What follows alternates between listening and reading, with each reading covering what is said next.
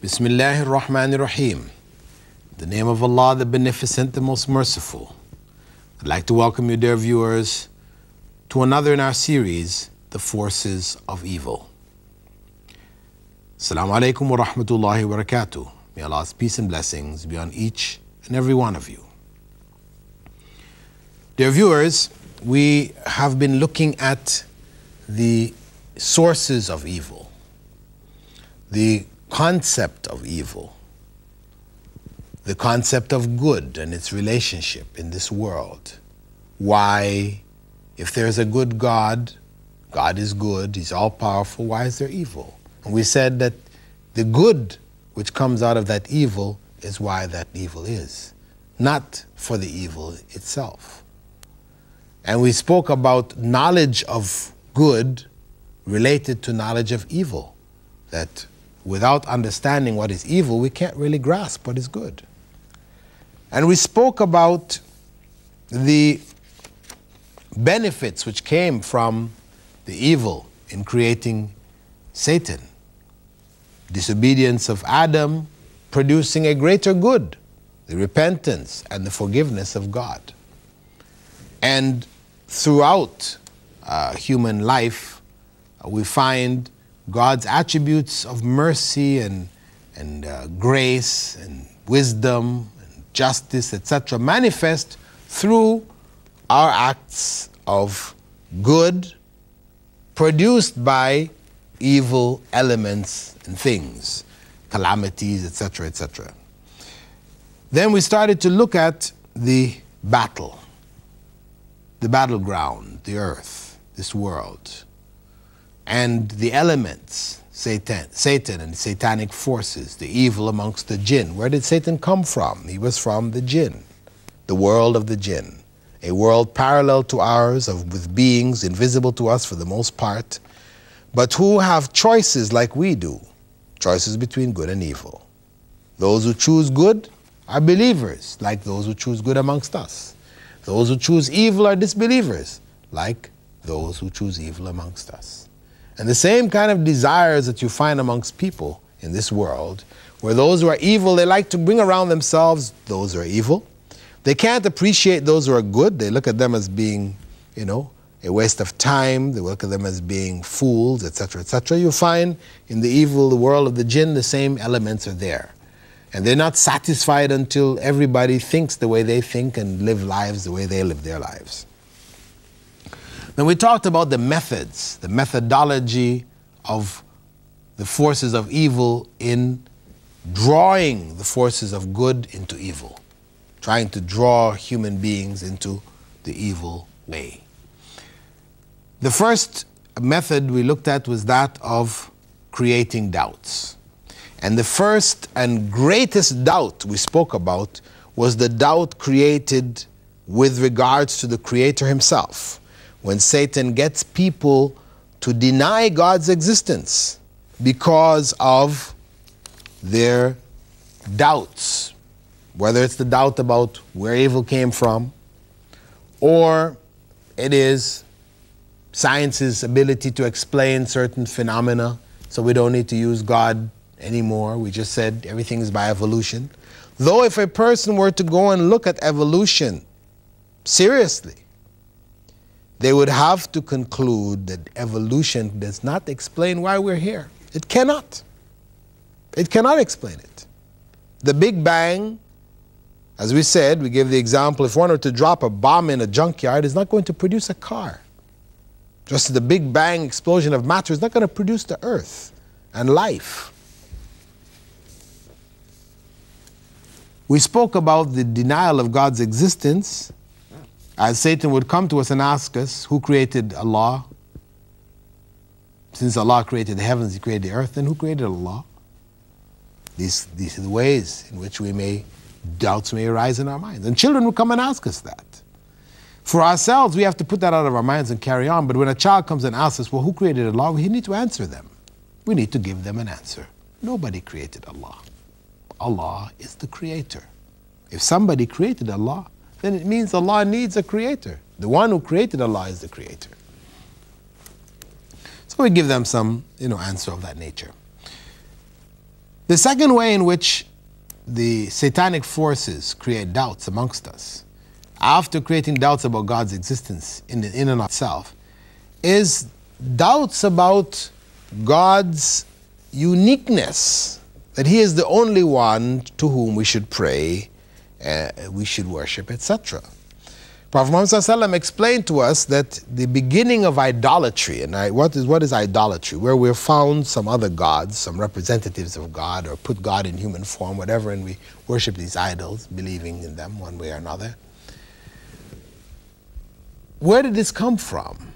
It came in the time of Prophet Nuh. There were some righteous people whose names were Wad, Su'a, Yaghuth, Ya'uq, and Nasr. When these righteous people died, Satan came amongst the people and suggested to them that if they were to make images of these righteous people and placed it in the places where they used to gather, in their homes and where their graves or whatever, that it would remind the people of these righteous people and remind them of the righteousness of these people and then cause them to do righteousness. So the people agreed to do this. And they went and made statues and pictures of these righteous people. And in their generation, whenever they would come across these statues, whenever they went to their gatherings, the places of gathering where the righteous people used to sit, and they saw the statue or they saw the picture, then it would remind them of some good, and then they would go and do some good. However, generations later, after these people died out, Satan then came back to the later generations and said to them, hey, you know, your foreparents, they used to worship these statues and pictures. And it was through their worship of these statues and pictures that the rain came in huge quantities, that the land bore fruit, cultivation, etc., etc. And the people began to worship these statues and idols. There's the doubt. Well, where did the rain come from, really? It was from this, creating that doubt in the minds of the people. And of course, when we look at issues like in the case of Prophet Musa, Prophet Moses, when he went to receive the Torah and he left behind his people with Harun. And what happened there when a Samiri, one of the followers of Moses, who got the people to gather up all their gold, jewelry and that, and he melted it down in a container, and he took up some dust, which he said was dust from this footprint of an angel, and he threw it into the mixed it up and poured it out, and he made a calf. When he made this calf, and the people stood around it, and he told the people, well, this is actually the God which Prophet Moses has gone to worship. And Harun was saying there, no, this is not the case. He's saying, no, this is the God of Moses. Worship it. The people did not start to worship that calf until the calf said, moo. The calf mooed. They heard it make the sound of a normal living being, a normal living cow or calf. At that point, they fell down in worship. What happened here, of course, was that the satanic forces, either Satan himself or evil amongst the jinn, occupied, possessed that golden calf and made the sound. And as a result of that, the people thought somehow that this thing was alive, and they began to worship it. Again, doubts that others could be worshipped besides God, confirming in ignorance in the minds of people. And we find this phenomena happening around the world. You find, for example, a few years back, where Hindus who had taken the god Ganesh as their favorite god, he was god of good luck or whatever, worshipping him, part of their worship is to pour milk over the head of the idol. Ganesh is the elephant head god. He's got a human body and the head of an elephant. They will pour milk on the top of it. And what they found in India and here in the Emirates and in the temple in London, etc., is that on one day, when they were pouring the milk, they found that the milk was being absorbed in the mouth of that idol. And when they started to put it right by the mouth, they found it was going in, as if the idol was drinking the milk. Now, scientists in India said, oh, this is just capillary action, you know, the stone idols, because the little of holes and the molecules not that tight. There are spaces between the stone that allows this milk to go in, and it sucks what's behind it, and explanations. But the reality is that it didn't only happen with their stone idols. It happened with the metal ones too. Didn't explain it. Why it just happened on that day and not the day before or the day after. Again, that confirmed in the minds of those who worship Ganesh that Ganesh was a true God. Another one who could be worshipped besides God. Bring some good luck in your life. Get a Ganesh idol. Well, the reality is that the jinn, evil amongst the jinn, had occupied and possessed these idols throughout the world. And this was a part of a plot to confirm falsehood in the minds of the people as being true.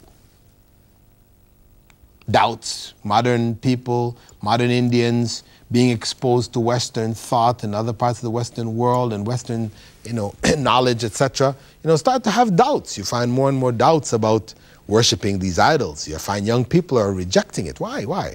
They can see something wrong here. So, what can bring them back into line is a miracle, what appears to them to be some kind of a miracle.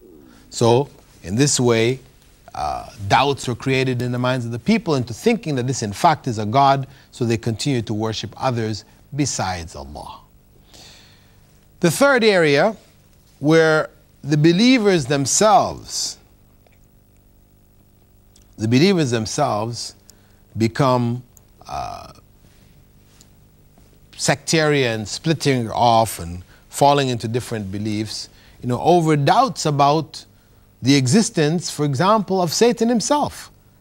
If you look into Christian theology today, much of the Christian theologians don't even believe in Satan anymore. This is just a personification of the forces of evil, they will say. It's not as an individual, doesn't exist. Not really. And you have so many other religions saying it's just a force of evil. It's just an element, an evil element. But, not a person, not an individual, not a personality. This is one of the ways we deny even Satan's existence. And, of course, there's denial of the angels and the world of the jinn, denials of the prophets, denial of the judgment. In these areas that satanic forces can come and create doubts in people's minds, denying the prophets. You have people where they call deists, where they say, okay, God created the world, but he left it to run by itself. What does God need to get involved in our world for? He just created it and left it to run. So whatever religions we make up, it's all fake. It's all fake, made up. There's no religion. God didn't communicate his will to us. The prophets, they're fakes, not true people. This is part of the doubts created in the minds of the people, which will lead them then to make up their own forms of worship. And of course, these forms of worship may end up, most of them will end up deviant, worshiping other than Allah. And Allah tells us in the Quran, we have indeed appointed for every prophet an enemy, devils among humans and the jinn, inspiring one another with beautiful, deluding speech. This is the reality. And if your Lord had so willed, they would not have been able to do it. So leave them alone with their fabrications. It is by Allah's will that the jinn are able to do this. Allah willed it because there's a certain element of good to come from it which is much greater. But the fact is that it exists in our world. Pillars of faith, you find even Muslims questioning the belief in the angels. Why? Angels, Science has explained all the things that angels used to be, it's believed that angels used to do. We now have gravity, we now have magnetism, we now have a variety of different forces, Newton's laws and Einstein's theories and all these things to explain away what's happening here. So, angels, we don't need them anymore. Angels were around when we didn't know what were the causes of these things. But in denying the angels, one denies the world of the jinn. And in denying the world of the jinn, one really denies that whole essential principle of evil in our world. And then it becomes what you and I perceive as individuals. What is good is what you perceive to be good. You know, what is good relative to yourself, which may not be good relative to somebody else, you know. How do we establish criterions for good and evil? We are lost. Without believing in the prophets and the revelation which they brought and the guidance which they brought for humankind, then we left to ourselves are lost. Because what is good today becomes evil tomorrow. What's evil today becomes good tomorrow. This is how it is. In China, for example, gambling. When communism came in, it looked at gambling as a major evil. It should be wiped out, stamped out, you know, destroyed completely.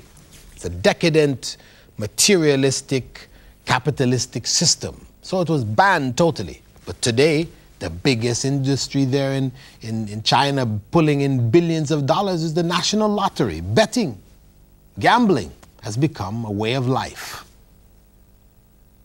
Similarly, in the West, you know, when we consider pornography is evil.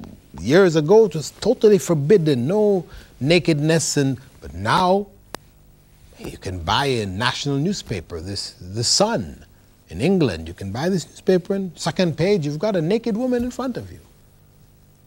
Pornography has become mainstream, acceptable. Movie channels, you know, you have channels there where it's just corruption and pornography, you know, all-night channels, and children are exposed. And the internet, what's coming on over the internet, so much corruption. You know, anybody who checks his mailbox, you know, every day you'll get at least 10, 15 mails just offering, you know, pornography and corruption and et cetera, et cetera. Where is this coming from? This is coming from the world of the jinn and the evil forces. Forces that seek to promote corruption, because it is in corruption that we stay away from God, that we are kept away from God. So denial of the angels, denial of the jinn, denial of the prophets, and ultimately denial of the judgment. There is no judgment. This opens the door wide for corruption. Because if there is no judgment, this life is all there is, well, you know, this is what Darwin's theory is saying, this all life is all there is. We're animals just like the apes and the monkeys, etc. So we just make the best of it, you know. Back to the law of the jungle, strongest survive, you know, survival of the fittest, or however you put it, you know. No morality. Morality is whatever is good for us is good, whatever is good for the majority of us is good, whatever is not, you know. Corruption. No judgment. But no, there is a judgment. And it is because of that judgment that we should seek to do good, that we are accountable for our actions. What we do in this life, we will meet. Let us not delude ourselves into thinking that we can do any evil and not meet it again. That is the biggest delusion that we can ever fall into. With that, dear viewers, I'd like to thank you for being with us in this segment. We've looked at some of the weapons, some of the strategies of the satanic forces, the evil forces in our lives, to swerve us from the path of righteousness and goodness, creating doubts, tashkik. There are a few more that we'll be looking at in order to complete this subject before going to the next area. In our coming segment, we'll start to look at more specific areas of our worship, especially the Muslims in our worship, where satanic forces can come and make worship a problem for us so as to cause us to give it up. With that, dear viewers, I'd like to thank you for being with us in this segment of our program, The Forces of Evil. And we hope that you continue to be with us in our coming segments and find out how to combat these forces. After knowing them, understanding how they operate, etc., finding out how do we combat them. Assalamu alaikum wa rahmatullahi wa barakatuh.